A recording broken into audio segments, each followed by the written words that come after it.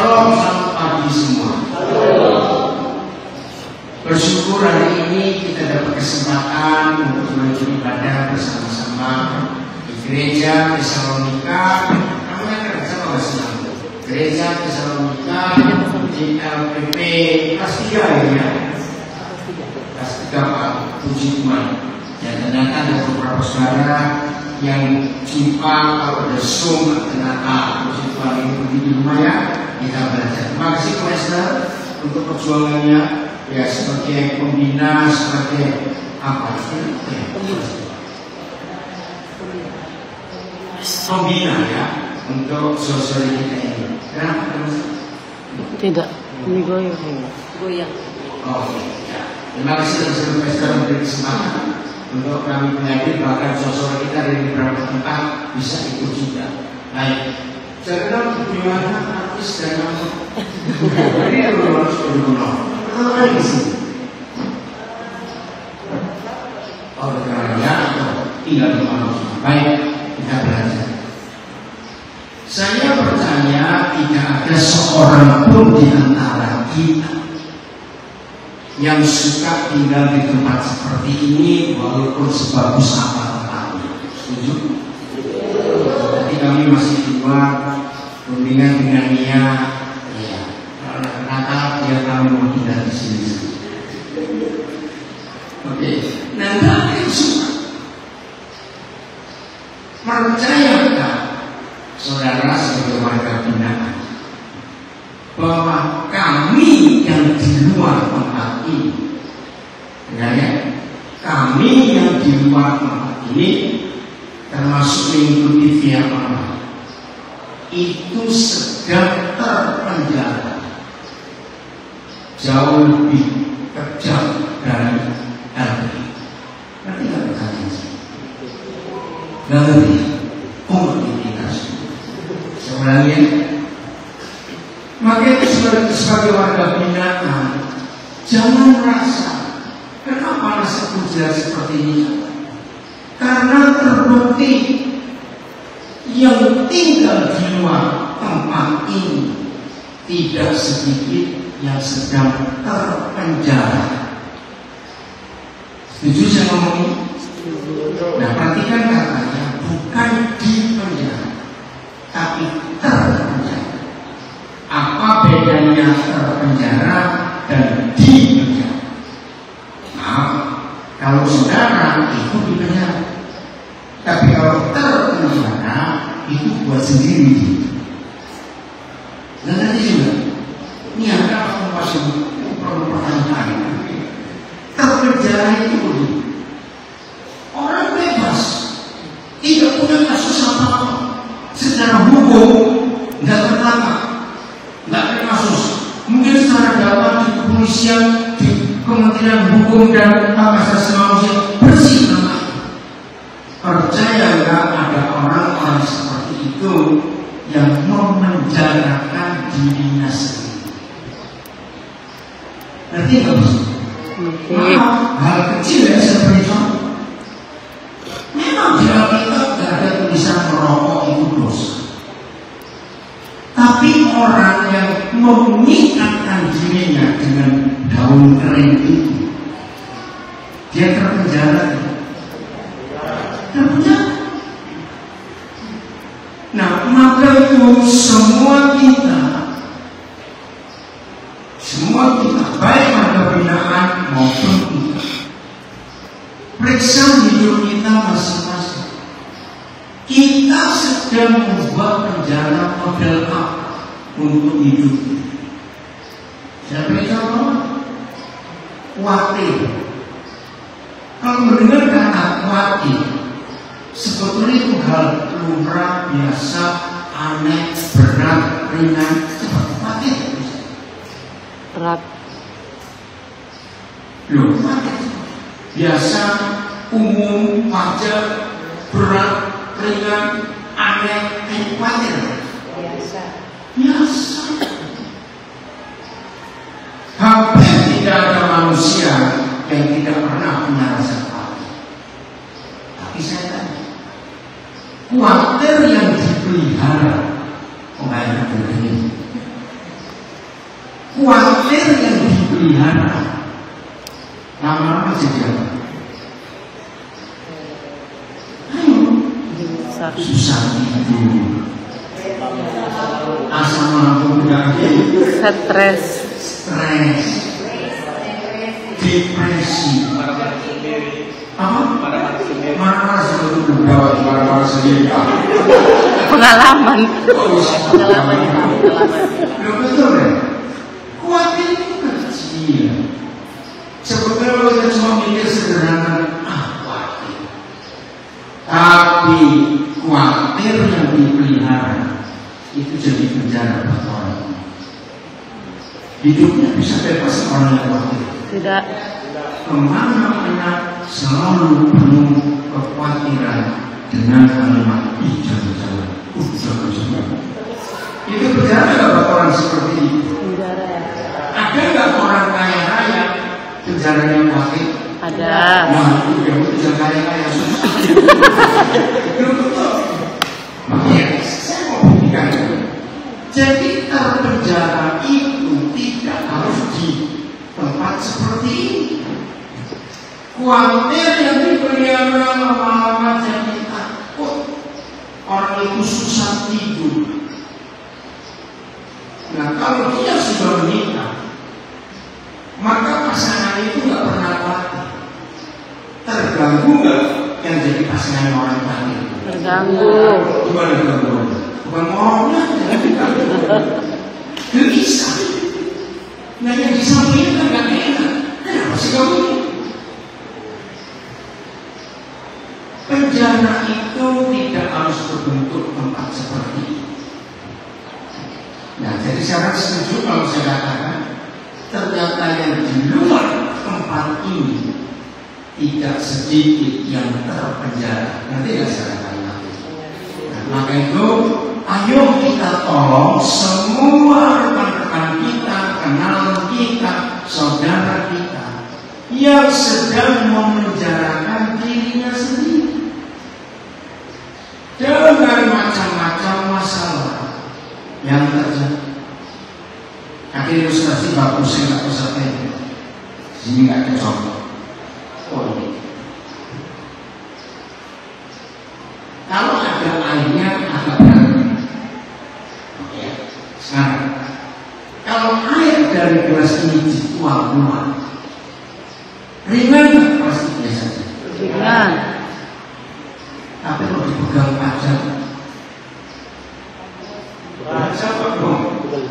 kalau nggak ada isinya, kita pegang ringan. Tapi kalau dipegang terus pajak, Pegang. bukan cuma berat, keram. Ada nggak orang memegang hal ringan ini sampai 4 tahun terlepas? Tidak. Loh, berarti itu salah. Nah, coba kamu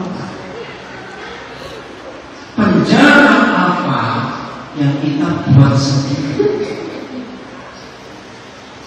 Kira-kira ada atau tidak, banyak atau sedikit serta ilustrasi ini orang buat penjara sendiri itu banyak.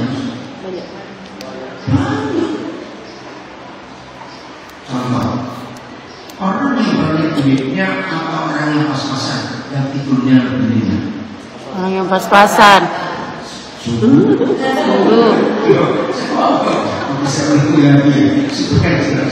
Orang yang banyak duitnya atau orang yang pas-pasan. Pas-pasan. Sungguh. Gak begini kayak Tidak. Betul. Ternyata orang yang banyak duitnya itu lebih berat beban hidupnya daripada yang pas-pasan. Amin. Maka itu firman Tuhan berkata, orang yang ingin kaya akan jatuh ke dalam berbagai macam percobaan. Orang kaya tidur, orang pas-pasan tidur, tiba-tiba tengah malam terdengar ada pintu terbuka. Yang bangun itu Orang kaya. yang pas-pasan laju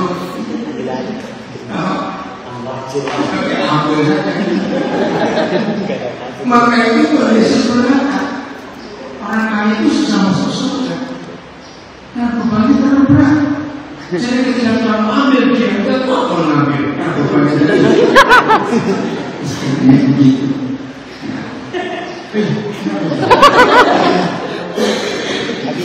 Saya meyakinkan satu. Betul atau salah kalimatnya? Hidup tidak punya waktu itu masalah. Ayo kalimat ini salah atau betul? Salah. Salah. Saya membuktikan. Kalau saudara berkata hidup tidak punya waktu itu masalah, saya tanya berarti orang banyak maunya punya masalah. Punya masalah. Sudah kenapa ngomong tadi begitu? Yo, itu betul tidak? Betul. Itu sering kali dia ngomong, kenapa dia ngomongnya apa? Saya tanya apa? Pendapat umum orang hidup tidak punya uang itu pasti masalah. Tapi kita mau kejar dengan bukti yang lain. Kalau orang itu berkata hidup gak punya uang masalah, berarti orang kaya gak punya masalah. Karena uang murah. Dia benar yang mana? Jawab. Kenapa? Bukan, yang salah hatinya. Yang salah hatinya.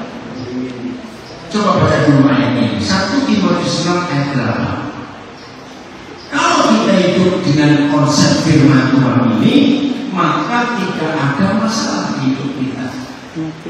Rafa, kalau kasih satu kita ke mereka, ada bawa Alkitab. Banyak orang buat orang lupa Alkitab. Iya. 1 Timotius 6. Oh, jangan Udah baca semua. 1 Timotius 6 ayat 8. Ayo kita baca sama-sama. 1 Timotius 6 ayat 8. 1, 2, 3. Asal ada makanan dan pakaian cukuplah. Ya. Kata cukup, ya, kata cukup kalau kita miliki dalam hidup, setan tidak akan bisa ganggu. Maaf ya. Kenapa ada orang nggak suka narkoba tapi jual narkoba? Ada nggak kasus seperti ini? Ada. Karena merasa nggak cukup. Betul? Karena merasa nggak cukup, makanya cari tambahan. Saya membuktikan ratusan kasus orang kena bahasa dendam itu meninggal di Indonesia. Ya, itu dendam itu bahasa.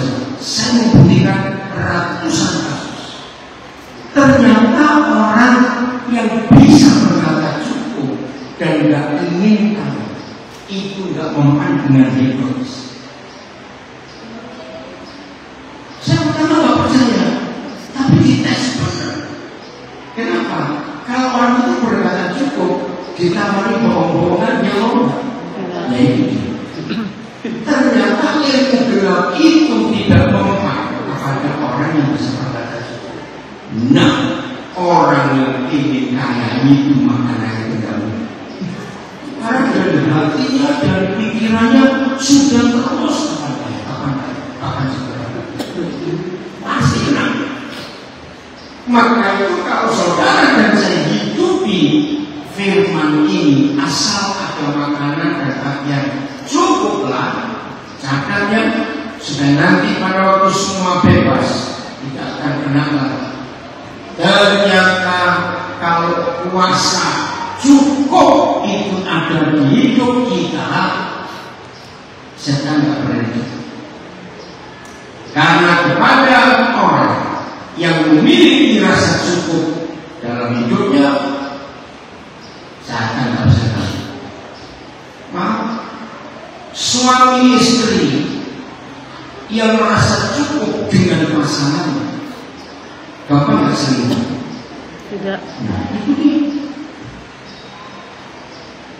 Saudara lihat 100% para koruptor, bajingan-bajingan perampok orang itu 100% itu orang kaya.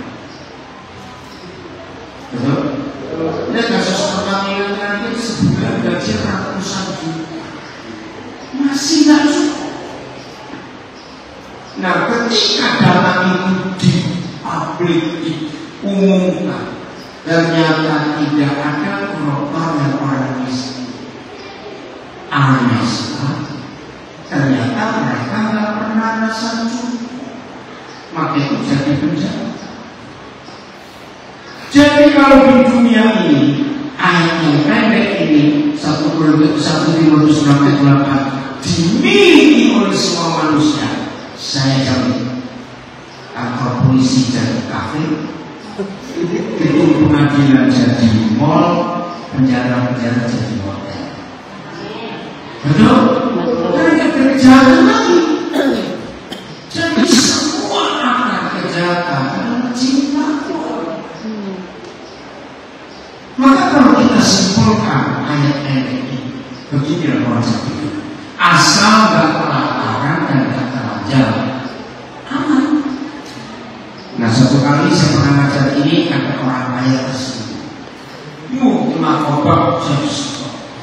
Nah, saya belum pernah ketemu pendeta sombong bapak. Kenapa?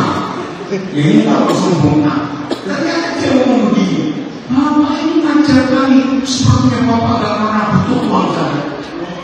Dia nggak bisa berat. Terus dia tanya begini, bapak pernah kekurangan nggak? Saya ini anak saya ini jadi saja. Lalu gimana waktu bapak nggak ada uang usaha? Nah, saya itu sudah punya jawaban dari itu. Saya kalau nggak punya uang usaha, saya nggak akan malu datang ke rumah teman baik saya sama. Tapi jangan. Nah, jadi kalau jam makan saya lapar dan punya uang, saya akan cari teman baik. Apalagi saya suka punya banyak. Nah, kalau saya sudah sampai ke rumah teman baik, saya makan dan saya makan, cuma disuguhi air, saya langsung berkata, usaha nasi.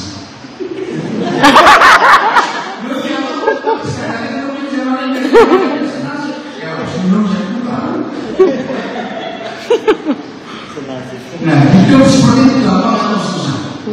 Dan saya nggak pernah rasa malu bahwa lagi murah nggak ada duit.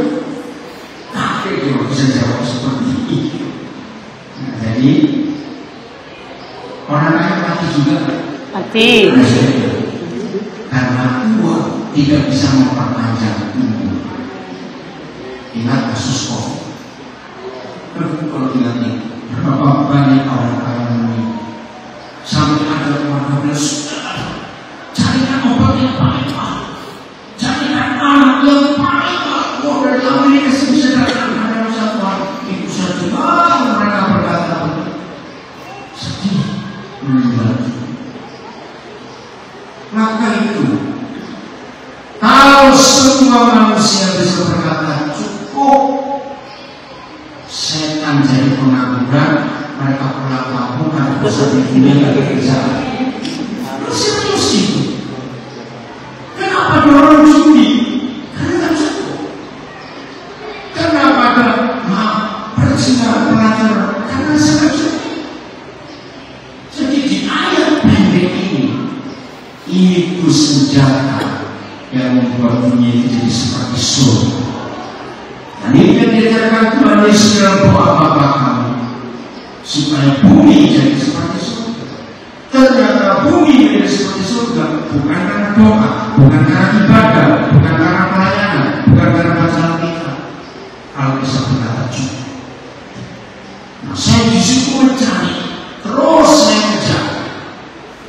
Bapak kedua bisa berkata cukup. Kenapa? Bagaimana bisa berkata cukup? Hanya Alkitab yang menjawab. Yohanes 15 ayat 8. Yohanes 15 ayat 8. Wah, luar biasa Bapak kita disini. Begini kata Filipus kepada Tuhan Yesus pada Yohanes 15 ayat 8. Ayo kita Alkitab kita baca sama-sama. Nah, ternyata itu perkataan cukup itu sederhana. Sudah Yohanes 15 ayat 8. 1, 2, 3. Kata Filipus kepadanya, Tuhan, tunjukkanlah Bapa itu kepada kami, itu sudah cukup bagi kami. Begitu saya ketemu ayat ini, saya bilang, kok gampang sekali. Tunjukkan Bapa itu kepada kami, maka itu sudah cukup bagi. Saudara, di seluruh dunia ini ada jutaan judul buku. Judul buku ya. bukan buku, cuma ternyata hanya satu buku yang menulis. Manusia bisa berkata cukup kalau ketemu Bapa di surga.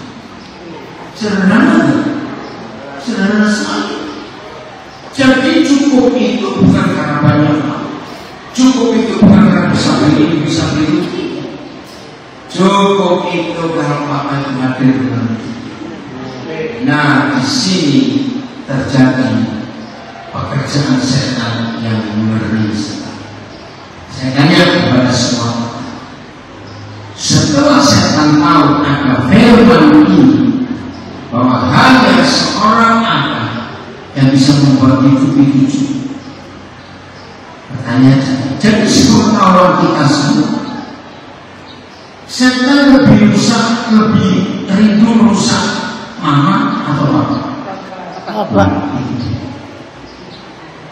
Sebelum bahwa kalau sampai bapak dirusak sehingga nggak sayang anak-anaknya, nggak sayang mamanya anak, di situ dendam anak-anak itu. Lihat Malaikat 4 ayat 6. Segitu parahnya kerusakan yang ada di dunia, bukan karena perang nuklir, bukan karena tsunami, bukan karena penyakit yang mematikan, hanya ketika ayat-ayat dirusak, dunia jadi apa? Malaikat 4 ayat 6.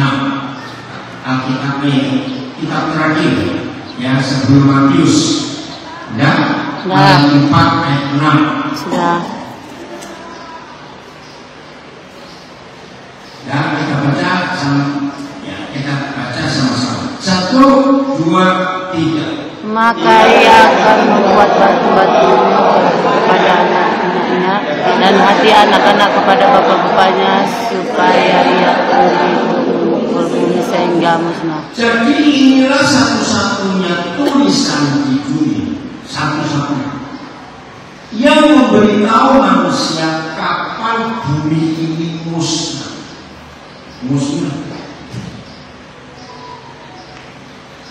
Jadi sederhana yang setan buat untuk memusnahkan bumi, rusak semuanya dengan sendirinya bumi ini musnah.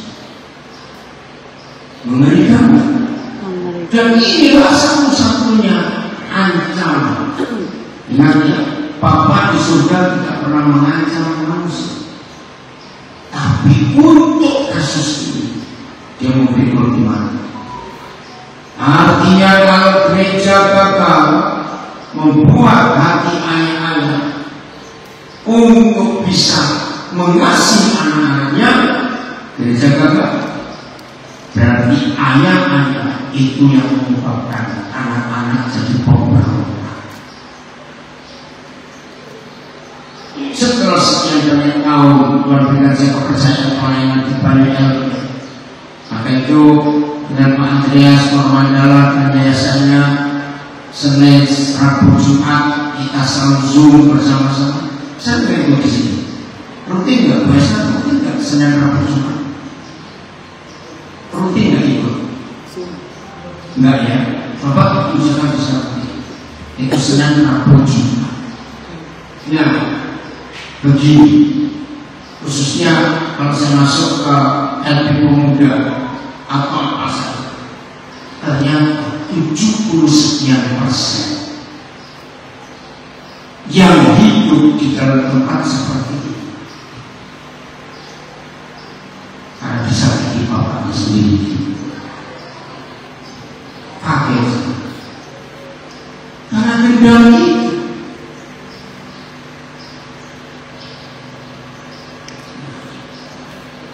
Saya tanya ibu pendeta Melika ini kira data apa yang tergantung fokus. Saya berdoa apa yang saya katakan kepada semua kami baik di luar maupun di dalam. Ternyata Tuhan bisa sebuah kalimat.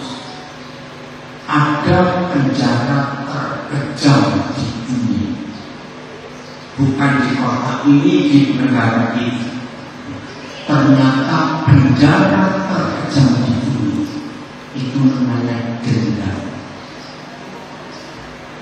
Apa penjara terkejam? Dendam. Maka itu di awal tadi seperti kata terpenjara. Siapa yang buat orang itu jadi dendam?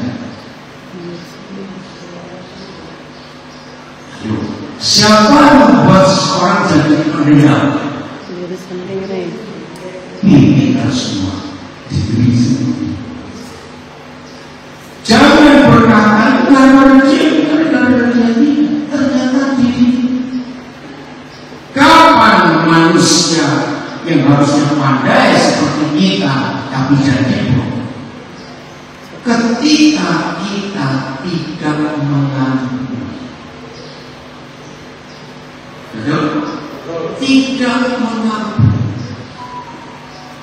Hari-hari kalau kita dengar berita kriminal tentang pembunuhan, setelah pelakunya tertangkap, rata-rata itu kan hal sepele. Betul gitu? Hal sepele yang dipelihara. Yakin? Kalau hal sepele kita pelihara jadi apa? Jadi besar. Nah, hari ini sebelum kita buka termasuk mengikuti di rumah, jujur periksa, masih ada koleksi musuh di atas sana. Masih. Ada koleksi musuh. Masih. Tapi ada nggak manusia punya koleksi musuh? Ada. Khususnya maaf ya, jangan menolak saya. Biasanya wanita itu terpenjara karena mantan. Iya Pak. Betul tidak? Karena mantan biasanya. Ini satu mau balik kemana? Kemana yang tahu? Setuju saya ngomong ini? Tidak. Yang di rumah yang belum dimakannya paksa cuma senyum saja. Karena itu bisa merusak. Ada banyak hal yang bisa membuat manusia sakit hati itu rusak. Ada banyak. Saya beri contoh kecil. Pagi hari kita bangun, ada murid Tuhan Yesus. Pagi-pagi sudah beribadah, betul baca Alkitab. Wih, pendeta salah.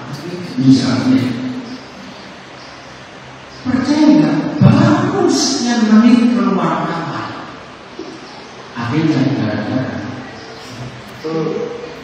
Berarti contoh itu bisa nggak itu terjadi? Padahal berapa menit lalu apa ini orang? Oh, mati hadirat Tuhan luar biasa. Berapa menit keluar kamar? Sudah ribut. Saya tanya bisa tidak? Saya tanya bisa tidak? Bisa.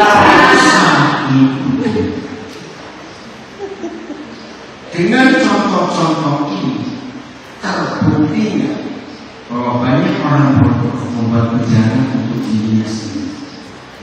Setuju sama ini?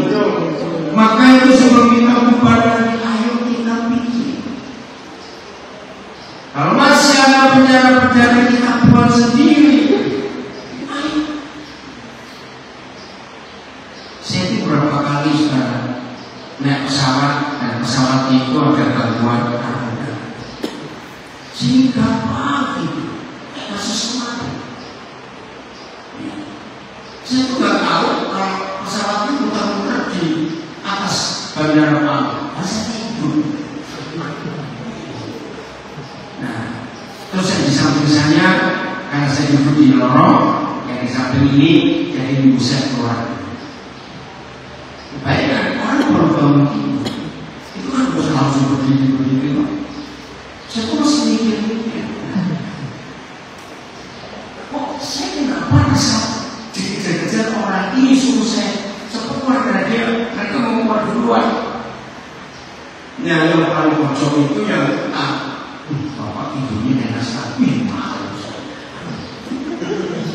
Nah, terbukti waktu keluar bandara itu keretanya ini bilang, operasi nggak ada enggak, itu pesawat hampir 1 jam lagi.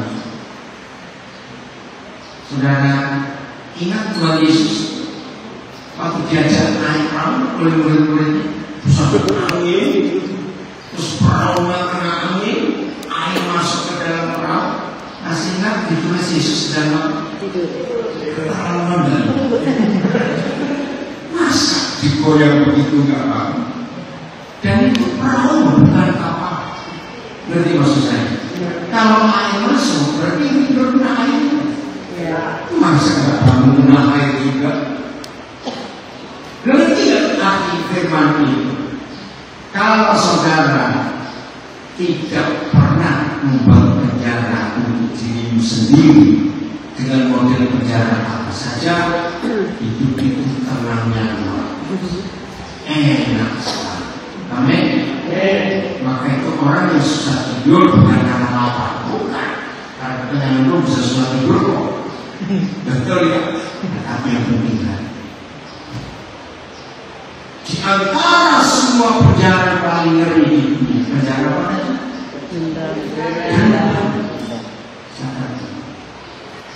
Jangan ada di antara kita menciptakan penjara. Saya percaya tidak semua yang ada di tempat seperti ini adalah orang yang bersalah. Kenapa begitu? Nah, ini saya belajar dari banyak warga binaan di banyak tempat. Awal-awal saya pelayanan waktu masih zaman Pak Harto, saya baru belajar di penjara istilah KUHP. Singkatannya Kitab Undang-Undang Hukum Pidana Perdata. Tapi dari dalam tempat ini istilahnya Aswa Habis Perkara. Itu KUHP. Wajar.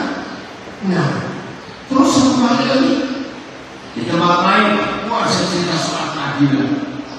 Pak, Bapak harus tahu, di Indonesia ini bukan Pancasila, tapi Pancasila. Waktu cuma Pak Harto buat seminar P4 ya, yang pernah ikut, saya ikut dari saya pendeta, wajib ikut yang sekian puluh jam saya lupa, tapi tidur saya di situ. Ya, kalau apa program P4 itu? Pengumuman itu banyak. Saya punya 3 sertifikat, nggak pakai semua. Makna apa? Kamu berani ngomong itu? Atau direntang? Apa yang bermasalah?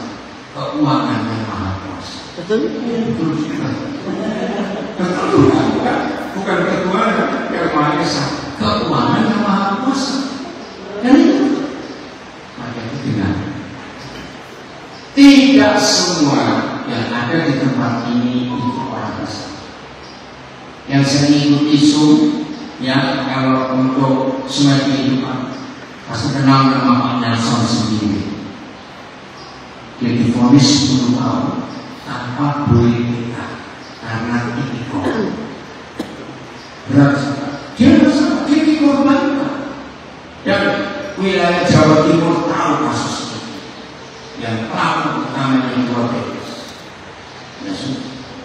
Nah, ingat Yusuf itu di penjara gara-gara siapa? Fitnah istri Potifar.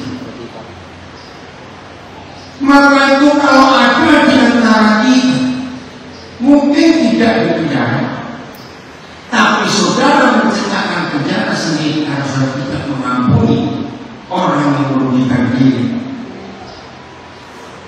Ingat, orang itu menciptakan penjara buat diri sendiri. Maka itu saudara, hukum tertinggi, pelajaran tertinggi dari Tuhan Yesus bukan khotbah, bukan doa, bukan pelajaran, tapi hukum tertinggi yang Dia ajarkan mengampuni. Betul? Betul.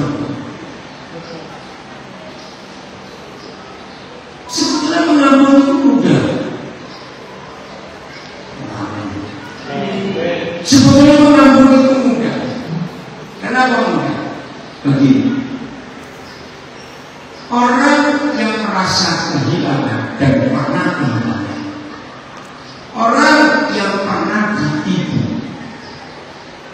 Jawab baik-baik pertanyaan. Biasanya orang yang punya apa-apa atau yang nggak punya apa? Enggak punya apa-apa. Jawab. Yang bisa dibohongi, bisa kehilangan, bisa kena tipu. Biasanya punya apa-apa atau nggak punya apa-apa? Enggak punya apa-apa. Nah, ternyata hukum ini sederhana sekali. Kalau kita ingat, kita ini semua mantan orang miskin, Pak miskin. Kenapa? Lahir telanjang. Lahir telanjang. Telanjang itu lambang apa? Kemiskinan. Saudara percaya kalau ada orang kaya konglomerat punya pabrik kain yang hebat sekali, ya kasus Sintex di Solo itu pabrik kain yang besar di Asia, hebat sekali ya, Asia Tenggara. Apakah kalau mereka punya anak langsung lahir pakai celana? Jawab. Tidak. Oh, itu bidan dokter bisa stroke itu. Pakai celana sejak kapan ini banyak? Pakai celana. Berarti ilustrasi itu. Nah, ini. Jadi hanya orang yang sadar mantan miskin, walaupun sekarang punya apa-apa, orang itu nggak bisa pernah merasa hilang. Yang tidak. Nah, orang yang seperti itu pasti gampang mengampuni, karena nggak pernah merasa hilang, nggak pernah merasa ditipu, nggak punya apa. Yang tidak. Jadi kalau orang itu susah mengampuni, berarti dia sadar punya banyak. Lalu mudah-mudahan tak begini. Amin. Amin. Suami boleh menyakiti. Saya selalu konseling beritahu kalau ada anak-anak lalu istri lalu tentang suami dan bapaknya. Saya bilang kepada para istri supaya dari antara kalian dua, biar yang gila satu saja, jangan dua-dua itu gila. Nanti anak-anak itu dua orang gila. Jadi maksudnya, jadi kalau ada suami gila, biarin. Lu udah jadi kita langsung pas-pasan. Bahkan bilang mati dan bisa. Gua sebenarnya begini di sini. Terus ini terus keluar. Jangan mendadak. Kalau ada pernah disakiti suami, jangan. Kalau pernah disakiti mertua, jangan dilanjut. Kalau disakiti teman, jangan dilanjut. Termasuk disakiti mantan, jangan. Nah, setuju? Setuju. Saya ini mengajar kepada anak-anak muda yang tikus pacar. Jangan sih, bodoh sekali. Anak-anak juga bisa dibawa dan apa dimanapun. Kamu sakit Pak? Saya milih ya. Lebih baik ketahuan gak setia sebelum nikah atau setelah nikah. Belum nikah semua video. Maka itu kalau diputus cinta sebelum nikah, harusnya orang itu pesta kecuali itu jual, tapi air dan kacang saja.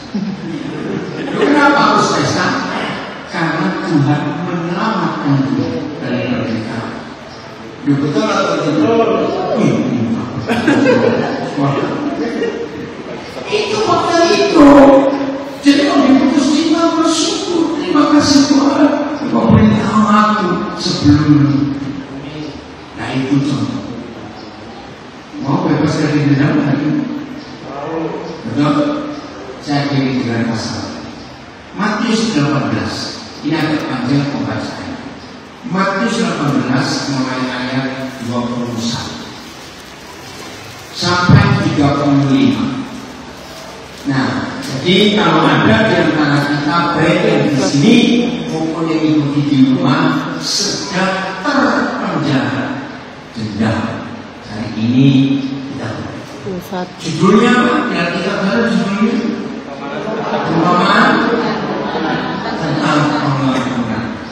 Tuhan Yesus mengajar sederhana sekali. Ayat 21, 1, 2, 3. Kemudian datanglah Petrus dan berkata kepada Yesus, Tuhan, sampai berapa kali aku harus mengampuni saudaraku jika ia berbuat dosa terhadap aku? Sampai jadi begini, hari itu Petrus, kita tahu di antara 12 murid, Petrus ini Wih, soknya luar biasa. Makanya bisa pesan besok kalau punya anak laki, cucu laki, jangan kasih nama Pikus. Ini orang jelas. Bisa terlanjur nanti. Kosan nama mahal. Jadi Pikus ini nama jelas. Terus ini kok ada pujian terus. Zaman itu rabi-rabi guru-guru Yahudi kalau mengajar pengampunan. Kalau kamu bisa mengampuni seorang sampai 3 kali, wah, kamu hebat. Nah, dia datang kepada Tuhan Yesus. Guru, bagaimana kalau aku mengampuni yang bersalah kepadaku sampai 7 kali? Keren nggak? Dia namanya 4 kali. Maksudnya dapat ujian. Ternyata Tuhan Yesus tidak sah. Lihat ayat yang ke-23 berapa kali ngampuni? 77 kali. 7 kali. Jadi bukan 70 kali 7. Kalau 70 kali 7 mau 490, ini 70 kali 7. Jadi kalau ada orang hidup mati nomor 120 tahun dan yang harus diampuni orang sejuta kali, tidak akan lunas. Karena 70 kali 70 itu, yang 70 kali 7 kali itu. Gak berapa banyak miliar. Nah, ini terus bingung. Lihat ayat 24. Yang mana permukaannya berapa? 24 atau 23? 23. Oh, lihat kalau kita. Oh, di sini ada sih. Saya mau di sini. Ya, lihat ayat berapa itu? Berapa? Nah, oke, saya baca aja. Sempat 24 ya? Oh, 23. Saya baca yang sebab kerajaan surga, seumpama seorang raja yang hendak mengadakan perhitungan dengan hamba-hamba.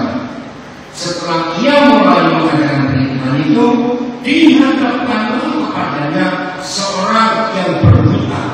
Nah, saya pakai rupiah. Seorang yang berhutang 10 miliar rupiah. Hutang 10 miliar, gaji sebulan 3 juta. Lunasnya tahun berapa? Ganti maksudnya? Nah, lunas. Terus ya, lalu karena orang itu tidak mampu melunasi hutangnya, Tuhannya itu memerintahkan lihat ini kata surga, memerintahkan supaya ia dijual. Enggak cuma dia dijual, beserta siapa? Anak istrinya, enggak cuma mereka, dan milik segala miliknya untuk membayar utangnya enggak lunas. Lalu sujudlah hamba itu menyembah dia. Sabarlah dulu, semuanya akan lunas. Hanya sekedar ngomong begini. Ayat 27 raja itu bagaimana? belas kasihan. Tuhan belas kasihan sehingga ia membebaskannya dan menghapus hutang. Berapa kali hutangnya? 10 miliar. Kira-kira kalau kita mengeluarkan 10 miliar gaji 3 juta terus dibebaskan, kira-kira bagaimana? Senang. Senang bisa sebulan tak tidur. Bahagia sekali berbagi itu. Lihat ayat 28. Ketika hamba itu, jadi kira-kira berapa menit setelah dia dibebaskan hutangnya di rumah tuannya itu dan dia keluarkan. Ingat di ilustrasi ada orang Kristen pagi-pagi beli batuan hadiah luar biasa. Pertama suruh beli betul. Nah, orang ini seperti ketika hamba itu keluar, terus saja ia bertemu dengan seorang hamba lain. Mulai ini jelas-jelas. Sebab yang dimaksud oleh Tuhan Yesus hamba ini adalah kita. Betul tidak? Raja itu adalah Bapa di surga.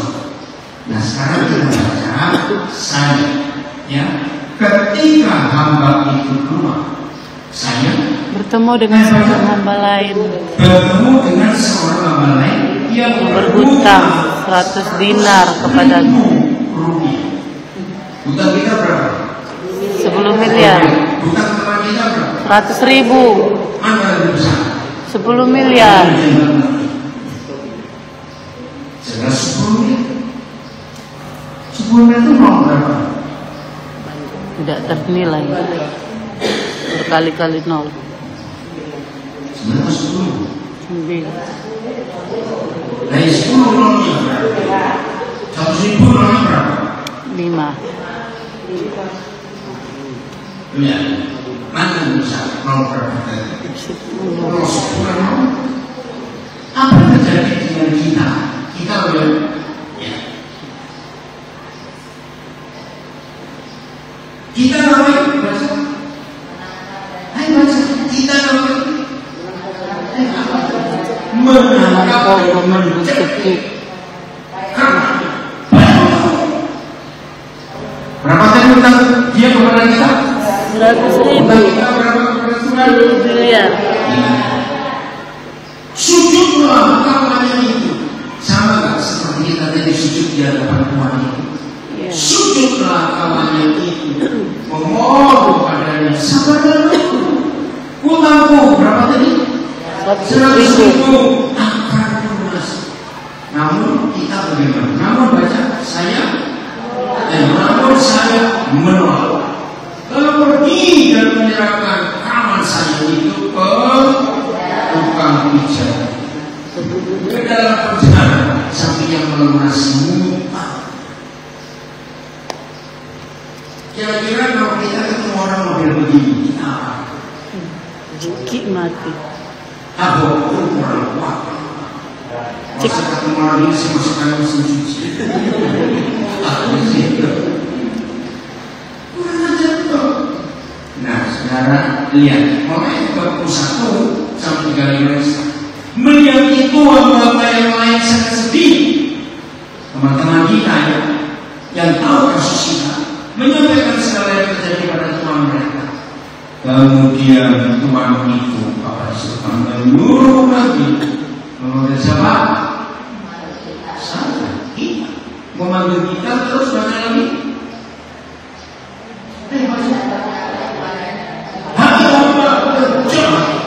Suruh kamu berapa kita tadi? Tuhan pesan karena kita ngapain? Mohon kepadanya, bukan karena ini. Saya minta semua baca dengan suara kencang masih di rumah. Ayat 43, 1, 2, 3. Bukankah saya pun harus mengasihi kawan saya seperti Tuhan telah mengasihi saya. Jadi inilah konsep pengaku. Sebelum saya akhiri, saya mau tanya, kira-kira mau nggak saudara bebas dari penjara dunia? Mau.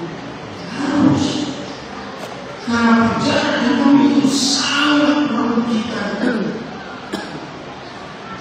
Percayalah di dalam itu penyakitnya banyak. Betul. Kesehatan kita akan terganggu karena harus selesai. Tidak boleh. 3, 4. 1, 2, 3. Tuannya itu pun marah dan menyerahkan siapa? Menyerahkan kita. Kalau tidak mengampuni. Seorang tuannya itu pun marah dan menyerahkannya kepada Al-Quds. Jadi lebih dari satu. Hanya untuk mempermudah konsep Al-Quds itu supaya saudara bertanya, apa bedanya Al-Quds dan tukang pijat? Itu beda tidak? Beda. Enak itu. Tukang pijat. Banyak orang bodoh lebih seperti pijat Al-Quds. Ada tidak bodoh yang menciptakan penjara bodoh di sini. Satu Al-Quds saja sudah jadi yang berprek. Apalagi Al-Quds sampai ketawa, tapi ngeri. Sudah digebukin oleh Al-Quds. Dia kalimat terakhir yang 24 sampai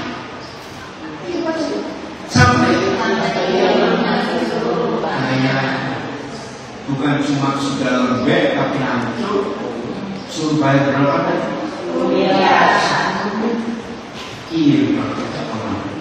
Ayat 35, baca sama-sama. 1, 2, 3. Demikian juga yang akan diperbuat Bapa di surga terhadap kita apabila saya masing-masing tidak mengampuni saudara saja dengan segenap hati.